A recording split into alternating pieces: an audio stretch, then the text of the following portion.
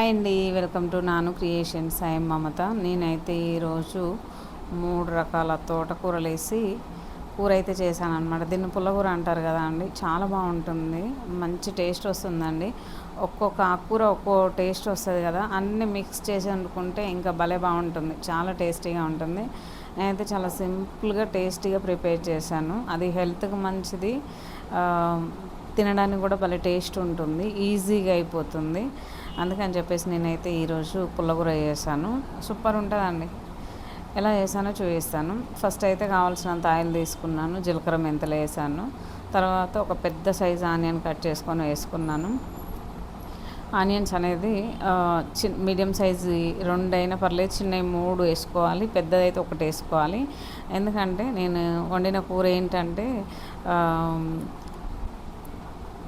పాలకూర, గోంగూర, చుక్కకూర, ఇంకోటి తోటకూర అండి. ఇవి ఏంటంటే ఇవి వేసి మంచిగా వండాను అనమాట. కట్ చేశాను, శుభ్రంగా కడిగి కట్ చేశాను. కట్ చేసి ఇట్లా చిన్నగా కట్ చేసుకొని అంత కలిపి వండుకోవాలి. చూడండి, ఎందుకంటే పుల్లకూర అంటే మనకి గోంగూర కొంచెం చుక్కకూర పుల్లగా ఉంటుంది కదా, అన్నీ కలిపి వండేదాన్ని పుల్లకూర అంటారు. గోంగూర చుక్కకూర పుల్లగా ఉంటుంది కాబట్టి మనం ఆనియన్స్ కొంచెం ఎక్కువ వేసుకున్నట్లయితే ఆ పులుపు పెరిగిపోతుంది. అందుకని నేను ఆనియన్స్ కొంచెం ఎక్కువ వేసుకోవాలని చెప్తున్నాను. ఇక చూడండి, మంచిగా అంతా వేసుకొని మిక్స్ చేసుకున్నాను. మూట పెట్టేసుకొని ఒక 3 నిమిషాలు అట్లా లో ఫ్లేమ్లో ఉడికించుకోవాలి. కంప్లీట్గా మగ్గిపోయింది చూడండి.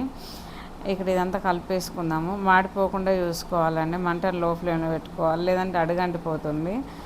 చూడండి, ఈ విధంగా మనకి కూర వేసేటప్పుడు దాని నిండా అయింది, మగ్గిన తర్వాత కొంచెం అయింది, కానీ తినేటప్పుడు మాత్రం 4 మంది తినొచ్చండి. ఆ కూరను 4 మెంబర్స్ తినేయచ్చు, అంత బాగుంటుంది. కొంచెం ఆకుకూర మనం వేసుకున్నా సరే అన్నం మొత్తం కలుస్తుంది అన్నమాట, టేస్ట్ కూడా బాగుంటుంది. నేనైతే కంప్లీట్గా మగ్గిన తర్వాత కొంచెం పసుపు వేసాను. ఇందులో అల్లం వెల్లుల్లి పేస్ట్ అయితే ఏమి వేయట్లేను. 1 స్పూన్ వరకు కారం వేస్తున్నాను. కారం అనేది ఆకుకూరే కదా, తక్కువ వేసుకుందాం అనుకోవద్దు. చెప్పాను కదా, గోంగూర ఉంది, చుక్కకూర ఉంది కాబట్టి పుల్లగా ఉంటుంది. కాబట్టి ఆ పులుపు తగ్గట్టు మనం కొంచెం కారం వేసుకోవాలి. దాని తగ్గట్టు ఉప్పు వేసుకుంటే 3 బ్యాలెన్స్డ్గా ఉంటే టేస్ట్ బాగుంటుంది. లేదంటే అందులో పుల్లగా ఉంటే తినలేం, కారం తక్కువ ఉంటే పుల్లగా ఉంటుంది, అందుకని తినలేం. కాబట్టి 3 ఈక్వల్గా ఉండాలి అన్నమాట. చూడండి, టేస్ట్ సరిపడా సాల్ట్ వేస్తున్నాను. ఇదంతా బాగా మిక్స్ చేసేసుకుందాము. మిక్స్ చేసుకొని మంచిగా చూడండి, ఇదంతా బాగా కలిపేసుకుందామండి. ఈ విధంగా అంతా బాగా కలిసేలాగా మంచిగా కలుపుకొని ఇందులో వాటర్ అది వేయాల్సిన పని లేదు. టమాటో కూడా వేయొద్దండి. మూత పెట్టేసుకుందాం. ఇది బాగా కలుపుకొని లో ఫ్లేమ్లో పెట్టుకొని మంచిగా ఉడికించుకుంటే మనకైతే మంచి చుక్కకూర పుల్లకూర రెడీ అయిపోతుంది. ఓకే ఫ్రెండ్స్, వీడియో ఇస్తే లైక్ చేయండి.